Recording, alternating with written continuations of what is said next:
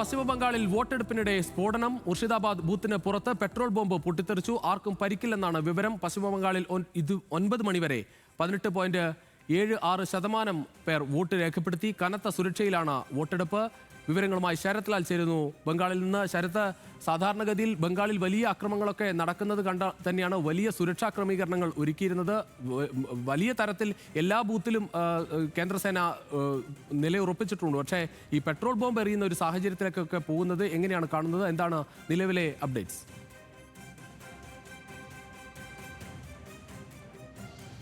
രുചീഷ്, ബംഗാളിൽ പൊതുവെ സമാധാനപരം എന്ന് പറയേണ്ടി വരും കേട്ടോ. മുൻപുള്ള കാര്യങ്ങളെ അപേക്ഷിച്ചിട്ട് ഒരു ഇൻസിഡൻറ്റ് മാത്രം, മുർഷിദാബാദിലെ നാടൻ ബോംബ്, പെട്രോൾ ബോംബ് മാത്രമാണ്. ബൂത്തിന് പുറത്താണ് ആ ബോംബേർ സംഭവം നടന്നിരിക്കുന്നത്. ആർക്കും പരിക്കേറ്റിട്ടുമില്ല. ഏതായാലും പോളിംഗ് മുർഷിദാബാദിൽ ഈ ബോംബേർ കൊണ്ടൊന്നും ബൂത്തിലെ പോളിംഗ് തടസ്സപ്പെട്ടിട്ടില്ല. പോളിംഗ് നിർത്തിവെച്ചിട്ടില്ല. ആകെ നിർത്തിവെച്ചത് മുർഷിദാബാദിലെ 157-ാമത്തെ ബൂത്തിൽ പോളിംഗ് മെഷീനിൽ തകരാറ് വന്നതുകൊണ്ട് ശേഷം ഒരു അല്പസമയം നിർത്തിവെച്ചു. പിന്നെ മറ്റൊരു രസകരമായ ഒരു വാർത്തയും കൊണ്ട് ജയ്ഗ്രാമിൽ കാട്ടാനയാണ് പോളിംഗ് നിർത്തിവെപ്പിച്ചത്. ഒരു ബൂത്തിലേക്ക് ഓടിക്കയറിയ കാട്ടാന പരിസരത്തെത്തുകയും ബൂത്തിലുള്ള പോളിംഗ് തടസ്സപ്പെടുത്തുകയും ചെയ്തിട്ടുണ്ട്. കാട്ടാനയെ നീക്കാനുള്ള ശ്രമങ്ങളാണ് ജയ്ഗ്രാം ജില്ലയിലെ ഈ ബൂത്തിൽ നടക്കുന്നതെന്നാണ് ഇലക്ഷൻ കമ്മീഷൻ റിപ്പോർട്ട് ചെയ്യുന്നത്. ഏതായാലും വളരെ വലിയ ഒരു വോട്ടിംഗ് ശതമാനത്തിലേക്ക് കാര്യങ്ങൾ നീങ്ങുമെന്ന് തന്നെയാണ് തെരഞ്ഞെടുപ്പ് കമ്മീഷൻ്റെ ഒരു സൂചന. ഏതായാലും പ്രതീക്ഷ ഏതായാലും തുടക്കത്തിൽ തന്നെ 2 മണിക്കൂറിൽ പല സ്ഥലത്തും 20% കൂടുതൽ. ഉദാഹരണമായി ഈസ്റ്റ് മിഡ്നാപ്പൂരിൽ 20.2% പോളിംഗ്. അതേപോലെ മറ്റു പല സ്ഥലങ്ങളിലും പോളിംഗ് കൂടുന്നുണ്ട്. അത് കനത്ത സുരക്ഷയാണ് പോളിംഗ് ബൂത്തിൻ്റെ അടുത്തേക്ക് പോലും ബൂത്തുകളോ മറ്റ് സൗകര്യങ്ങളോ ഒന്നും അനുവദിച്ചിട്ടില്ല. രാഷ്ട്രീയ പാർട്ടികൾക്ക് 200 മീറ്റർ അകലെ വെച്ച് തന്നെ രാഷ്ട്രീയ പാർട്ടികളെ ബൂത്ത് ഏജന്റുമാരെ തടയുന്നുണ്ട്. അത്ര കർക്കശമായ സുരക്ഷാ സംവിധാനമാണ്. 2.5 ലക്ഷം കേന്ദ്രസേനയാണ് ഇവിടെ വിന്യസിച്ചിട്ടുള്ളത്. അതുകൂടാതെ തന്നെ മറ്റു സംസ്ഥാന പോലീസുമുണ്ട്. ഇതൊക്കെ കാണുന്നത് ബംഗാൾ കനത്ത സുരക്ഷയിലൂടെ 152 മണ്ഡലങ്ങളും തെരഞ്ഞെടുപ്പ് നടക്കുന്നു എന്ന് തന്നെയാണ്.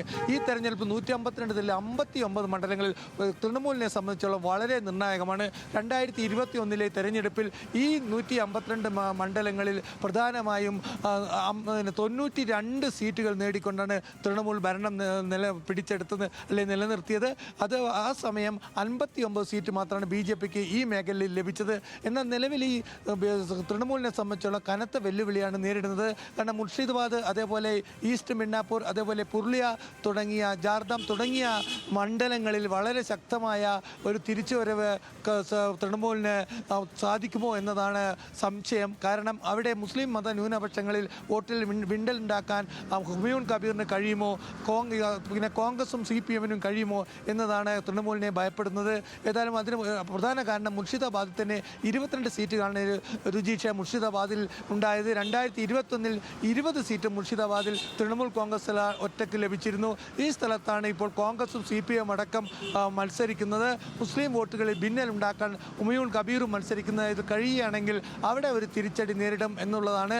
അതേപോലെ അതിനെയൊക്കെ മറികടക്കാൻ SIR ഉപയോഗിച്ച് ന്യൂനപക്ഷ ഏകീകരണം, വോട്ടിംഗ് ഏകീകരണം തൃണമൂലിന് അനുകൂലമായി ഉണ്ടായി എന്നാണ് തൃണമൂൽ വിശ്വസിക്കുന്നത്. അങ്ങനെയാണെങ്കിൽ ഈ 92 സീറ്റിൽ ഈ ആദ്യവട്ടത്തിൽ തെരഞ്ഞെടുപ്പ് നടക്കുന്ന സീറ്റിൽ 152 സീറ്റിൽ 92 സീറ്റെങ്കിലും നേരത്തെയുള്ള പ്രകടനം നിലനിർത്തിയെങ്കിൽ മാത്രമേ തൃണമൂലിനെ സംബന്ധിച്ചോളം ഒരു 4ാം ഊഴം എന്ന കാര്യത്തിലേ ഇപ്പോൾ ഉള്ളൂ. പക്ഷേ ഇത് പ്രധാനപ്പെട്ട കാര്യം, ഇവിടെ കോൺഗ്രസും അതേപോലെ CPM മത്സരിക്കുന്നുണ്ട്.